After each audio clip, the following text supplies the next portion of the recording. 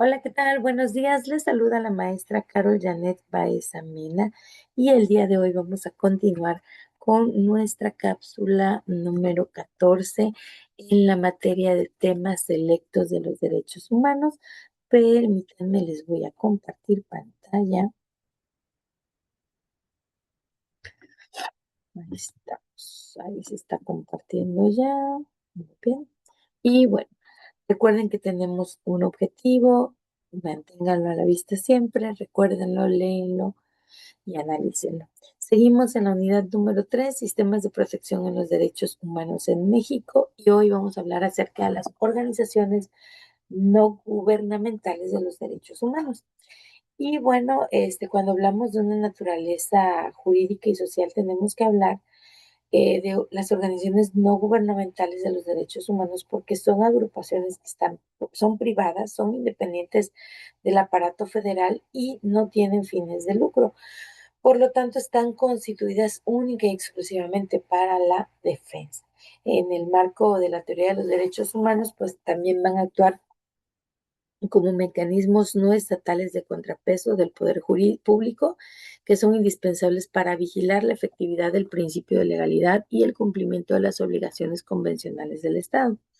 Estas van a tener pues una evolución porque vamos a tener a pasar de un proceso autoritario, podríamos llamarle así, durante los años entre los 70 y los 90, que va a surgir impulsado por la sociedad civil y el sector eclesiástico, y bueno, va a hacerse un frente a la violencia del Estado, a la represión política, a la tortura y a la desaparición formada en el régimen del partido hegemónico, el partido que estuvo ahí al frente.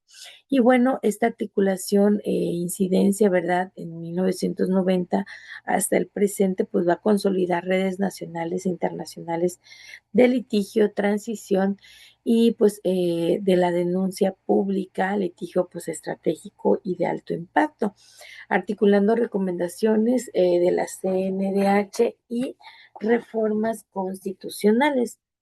Ahora, la legitimación y el rol sistemático, pues tenemos que estos organismos no gubernamentales tienen un estatus constitucional también a partir de 2011.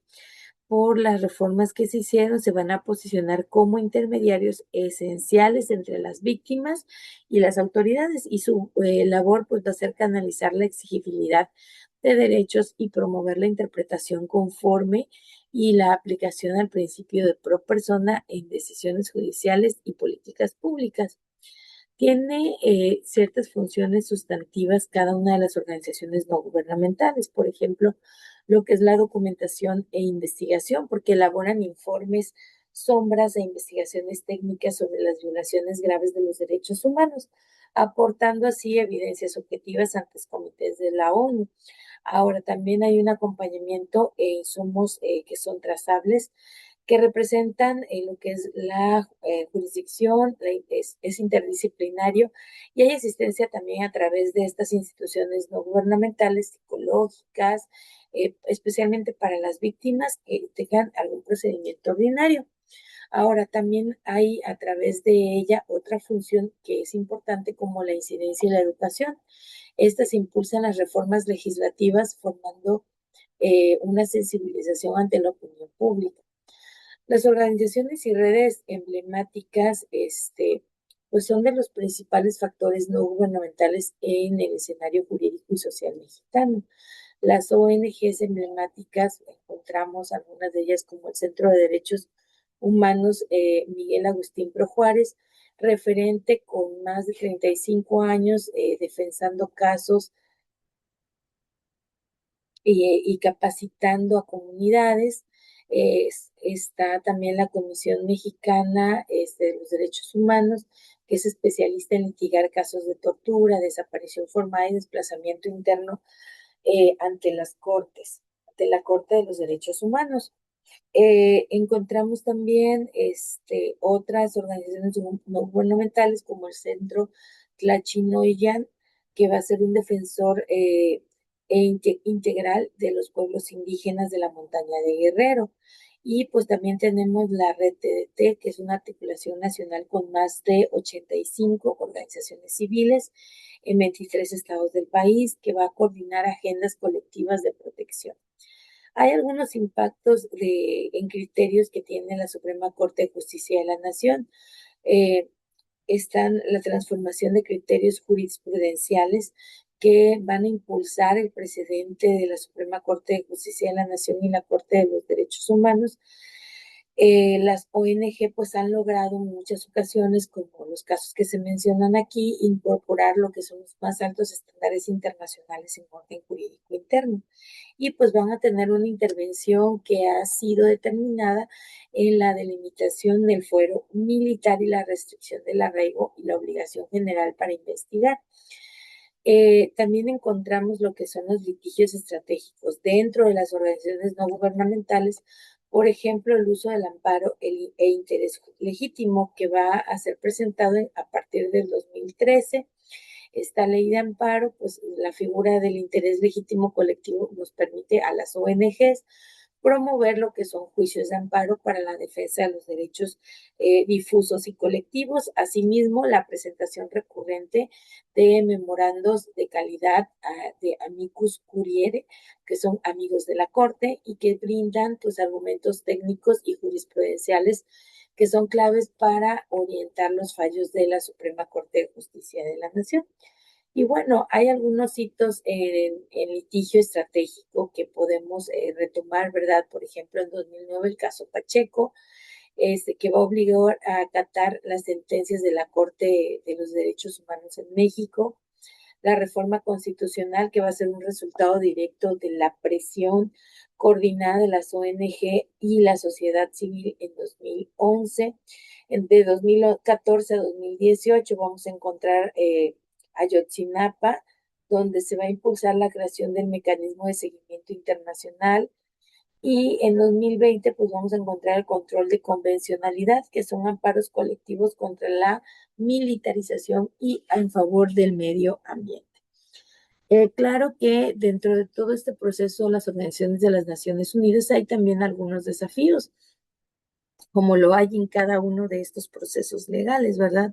Por ejemplo, está la estigmatización y el discurso hostil, que pues la labor de defensa suele ser descalificada desde muchas tribunas públicas y se cataloga a las ONG como opositoras de un interés nacional. También encontramos agresiones y violencia.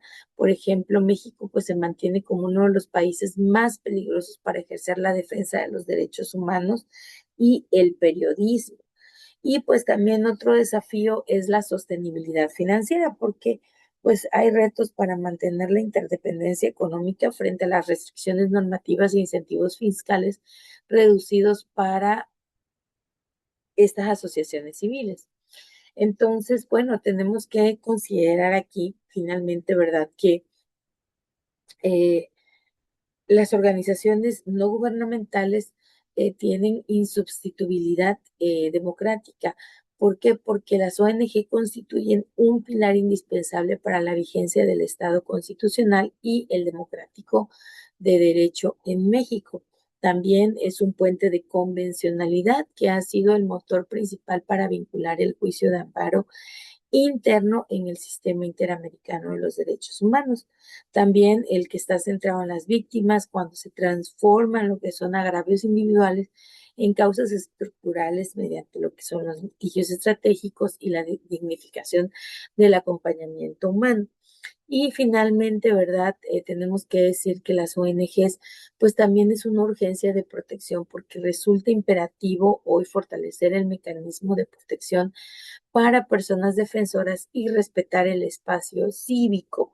Entonces, tenemos que, pues, siempre considerar que estas organizaciones, esta organi estas organizaciones de las Naciones Unidas prácticamente, pues, nos permiten hasta pues cierto punto, ¿verdad?, tener un desarrollo en los derechos humanos, pero pues hay cierta estigmatización que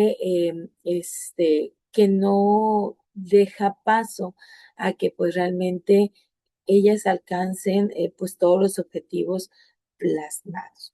Y bueno, ojalá que podamos continuar en la siguiente cápsula. Ya les decía, estamos aterrizando, estamos cerrando la cápsula número 14, así que nos veríamos ya en la siguiente para ir marcando conclusiones. Que tengan un excelente día. Hasta luego.